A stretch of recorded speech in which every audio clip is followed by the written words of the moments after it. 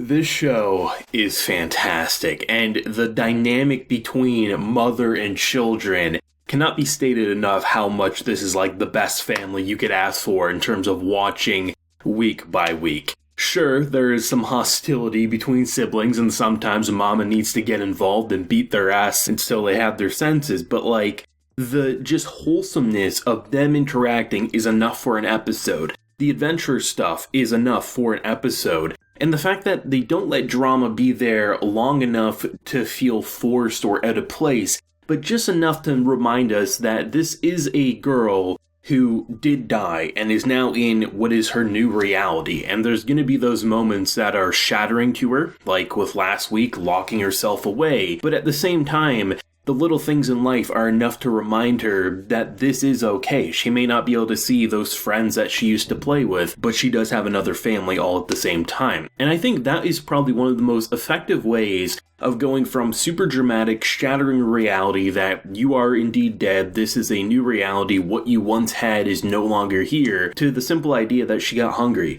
that she was able to taste these foods, which is one of the little traits that I really enjoyed from episode 1 all the way to episode 4 now, is that because she can taste those foods, she's not hooked up to a hospital bed where she's force-fed these nutritions that she needs in order to survive. She can go get a delicious kebab and be like, you know what, I was upset, I got hungry, I ate some food, and honestly I'm okay right now. That this is okay for right now. And you know it's not going to be perfect. You know she's going to have moments where she does get cranky or completely heartbroken. But the little things in life can really change your tune. I mean, we've all been there. We've all been mad at something for some reason, and the smallest of things brought us out of our shell to be like, you know what? I don't even care why I was upset right now, because this is okay. To see the family kind of come together as you have Mai-Mai and Scargo just... I mean, the fact that you literally have to leave them in their own room because they're just that devastating, as you have probably my favorite of the siblings, this dwarf. I mean, Karts is incredible. I think he's the most logical of the three, but also he's kind of emotional in his own way. I love the idea that he gets embarrassed in public whenever his mother patting him on the head or treating him like a little kid because, you know, I don't know his actual age, but he looks rather old. He looks older than her, right? And just the idea that when they are about to get punished, right? Because you get this wholesome reunion where she apologizes. They're shocked. Why would you apologize to us? As then the only sibling who didn't piss her off in any way gets the hell out of there. He's running for his life as Mama is disciplining, saying, don't you dare fight, as she beats some senses into those fools. And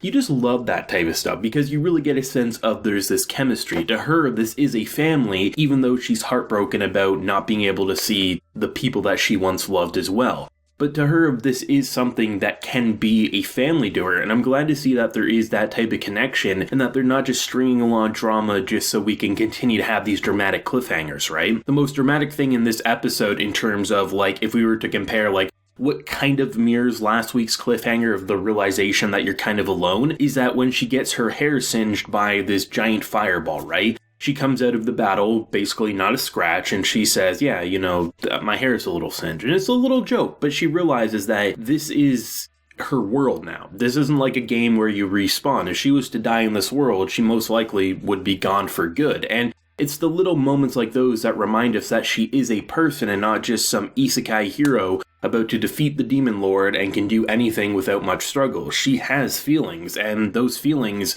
are kind of what make her relatable. The idea of the adventure that she gets sent on I thought was fantastic because we're tying back to those previously used abilities like walking on water, and while the CGI horses are not really the best thing ever, when they do pull away, sometimes they definitely blend in a lot better than we're in those close-ups. But the one-woman army, Cayna, is something that can't be hyped up enough because when they lose one of their horses, she not only summons Cerberus, but she summons a centaur. And the fact that they can't use them to pull the carriage because they're also spooked, but also they have their own opinions that they don't want to just be horses. So then you introduce Little P, which is the best name ever for a giant pig, Little P. I'm like, oh my god, this is the most adorable, badass, and craziest thing ever, because this is what I love of the fact of her kind of reincarnation story or trapped in a world story, right? Because she's played this game, so she has an arsenal of summons and weapons and things that she can just pull from. We don't need to watch her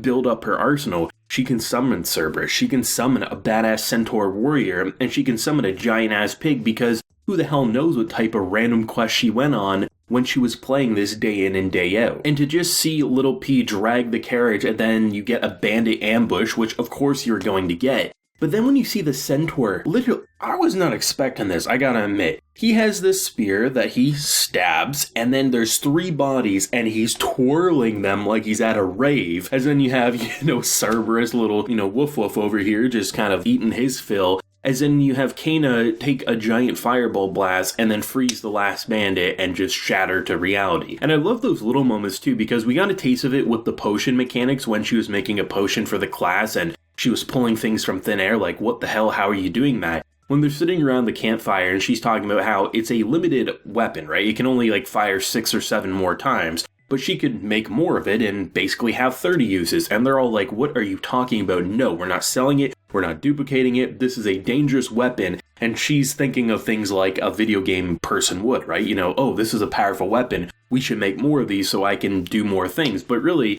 this isn't just about killing NPCs anymore. You are killing real people and she will feel pain. Even though it was just a little bit of singe on her hair, she did feel the heat. And I think it's a nice reminder that, she comes from a different world but now has to learn about, treating this, what once was a leisurely activity for her, as something that's her new reality, and she has to really think about it in that way, which is a nice kind of change of pace from what you typically see in shows like these. This is without a doubt one of the best anime of this season. I love the production. The only thing I would have changed about the production out of these 4 episodes is, of course, the horses, which is a common issue with anime because not many people can actually draw really well animated horses these days, so you have to go with the CGI models, and usually they don't blend all that well. But from the humor with the Looney Tunes aesthetic, the door exploding and kind of elongating when they're about to, see the other siblings, to the goofy faces, the action combat can be really impressive as well. But the way they just wear the heart on its sleeve. Cayna is a character you immediately love, and the more you see of her, the more personal she seems. She seems like a genuine person, not just a Kirito of the season or things like that. And to see that she generally cares about her family, despite making some jokes about maybe putting a new personality into Scargo and getting a lecture from one of the sons there, being like, how dare you, basically, despite appearances, he's done so much for this kingdom, and the fact that she actually feels bad about that. This is the best anime family you could ask for, while having a lot of familiar elements that I really enjoy about anime, like the questing, like the kind of wholesome comedy. But it just feels different, it feels refreshing, and it feels damn good, and 4 episodes in, and I'm just craving more. But let me know your feelings down below. What did you think? Favorite moment, if you have any? What do you hope to see maybe in future episodes, now that we do have a pretty good taste of what the show can offer? So let me know your feelings down below. Leave a like if you enjoyed, and subscribe if you're new around here. So until next time, everyone, please take care and have a good one.